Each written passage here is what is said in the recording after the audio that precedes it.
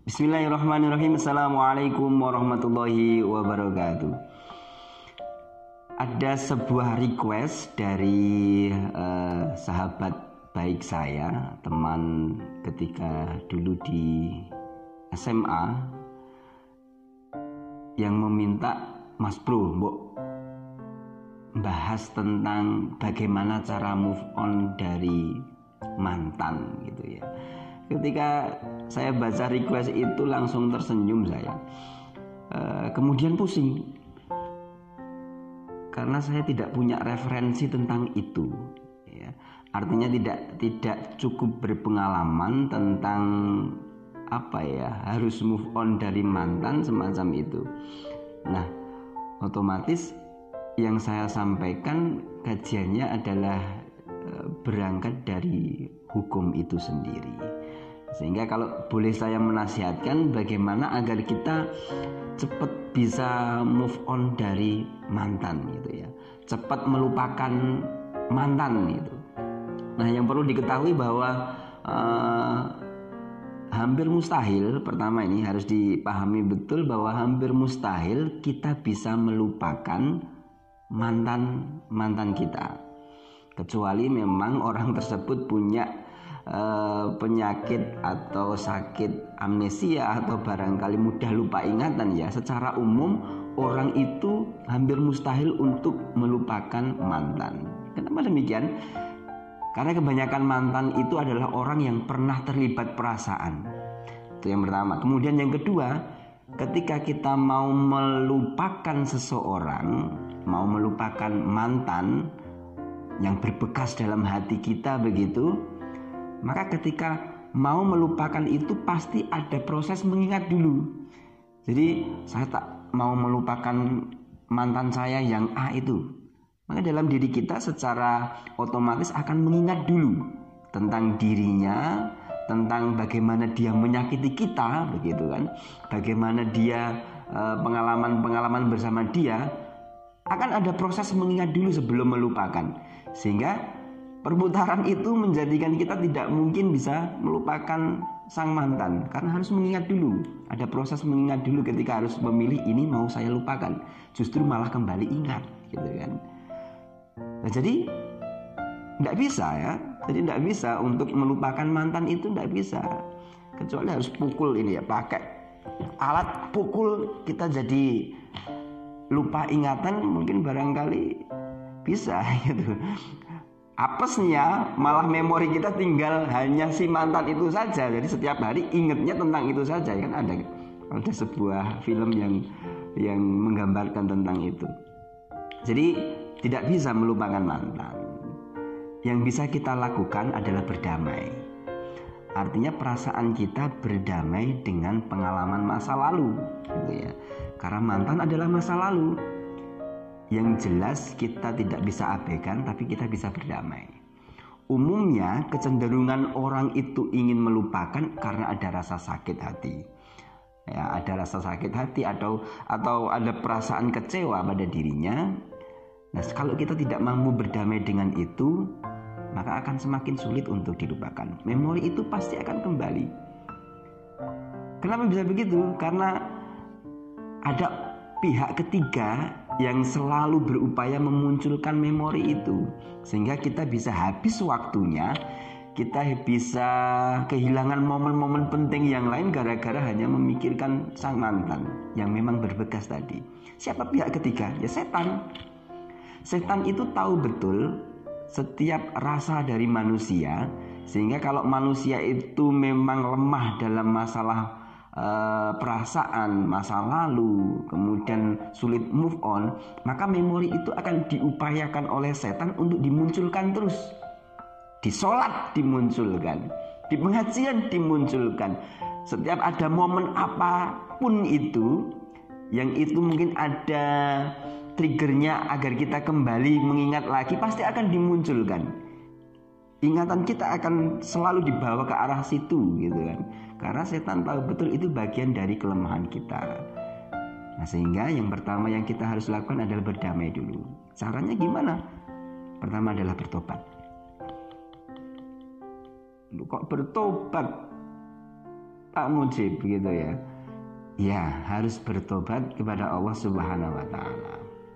Nah, kenapa harus bertobat? Karena jelas kita kalau sudah pacaran, kalau pacaran ya, kalau disebut mantan itu kan karena memang sudah terjalin hubungan pacaran. Kalau memang sudah pacaran, kemudian putus, nah kegiatan pacaran itu akan banyak sisi negatifnya secara agama Islam. Dan itu yang harus pertama kita lakukan, bertobat kepada Allah Subhanahu wa taala. Kan Allah yang punya hati gitu ya, yang punya hati kita. Allah itu yang memberikan atau menghadirkan perasaan, kemudian Allah juga yang bisa mengambilnya. Jadi Allah yang bisa menyembuhkan pula kalau itu dalam bentuk rasa sakit. Sehingga kita dekati dulu yang punya hati ya. Allah Subhanahu wa taala yang membolak-balikkan hati, yang maha membolak-balikkan hati. Kita dekati Allah Subhanahu wa taala, kita bermohon kepada Allah, kita bertobat. Kalau ada aktivitas kemarin ketika pacaran dengan si dia yang itu adalah kemaksiatan, maka rendahkan diri kepada Allah Subhanahu wa taala, kita bertobat. Nah, insya Allah kalau berangkat dari kesungguhan, jalan berikutnya akan mudah. Pak Mujib, saya sudah bertobat, insya Allah untuk ke depan saya nggak akan pacaran lagi gitu kan. Tapi kok saya masih teringat saat buka Facebook ada status dia. Nah itu langkah yang kedua. Nah setelah kita tobat kepada Allah Subhanahu wa taala, langkah berikutnya semua akses ya. Kalau situ masih berat melakukan ini, berarti memang tidak niat move on gitu kan. Semua akses yang di situ bisa membangkitkan memori, yang di situ ada foto dia, ada nomor dia, ada akses untuk komunikasi dengan dia, begitu kan? Putus. Ekstrim sekali Pak Mujib, katanya berdamai. Ini langkah awal, gitu ya. Ini langkah awal agar hati kita bersih dari al-isku yang tidak seharusnya. Al-isku itu kesemsem, cinta yang terlalu dalam, cinta yang tidak haknya gitu ya. Masuk dalam bentuk syirik ya. Karena kalau sudah terjadi ini, umumnya orang itu lalai kepada Allah Subhanahu wa taala. Jadi yang pertama adalah bertobat kepada Allah Subhanahu wa taala, kemudian hadirkan penyesalan atas semua aktivitas yang mungkin ketika berpacaran dulu ada hal-hal yang dilarang oleh syariat Islam. Yang kedua, putuskan semua akses komunikasi.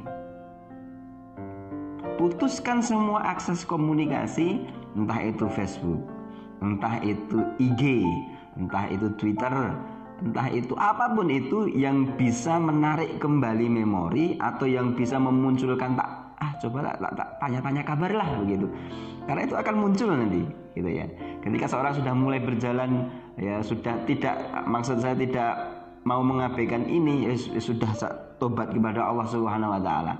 Tapi masih tetap save IG-nya gitu kan, tak save WA-nya begitu, akan ada masanya nanti ketika saudaraku sekalian lemah iman, akan dibujuk rayu oleh setan, paling tidak tak ngasih jempol ketika dia menyampaikan status di Facebook begitu ya, tak ikut memberikan love ketika di Instagramnya dia mengupload foto baru begitu. Nah ini godaan. Sehingga kalau memang betul-betul ingin move on setelah niat tobat tadi, putuskan semua akses. Kemudian yang ketiga, sibukkan diri kita pada aktivitas-aktivitas positif ya. Jangan pengen move on dari mantan mencari kekasih yang lain. Kalau itu dilakukan, berarti paling tidak akan membuat saudaraku sekalian berpotensi untuk mendapatkan sakit yang sama berulang dan bahkan lebih sakit lagi dengan pacaran itu tadi. Dengan move on melalui mencari pacar yang lain begitu.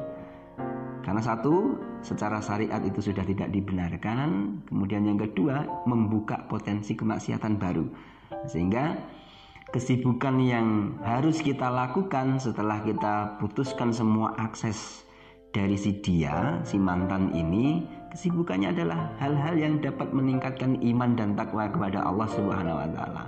Sibuk kajian, sibuk baca Al-Qur'an, sibuk organisasi, sibuk olahraga, terserah. Yang jelas kesibukan-kesibukan yang sifatnya positif ya.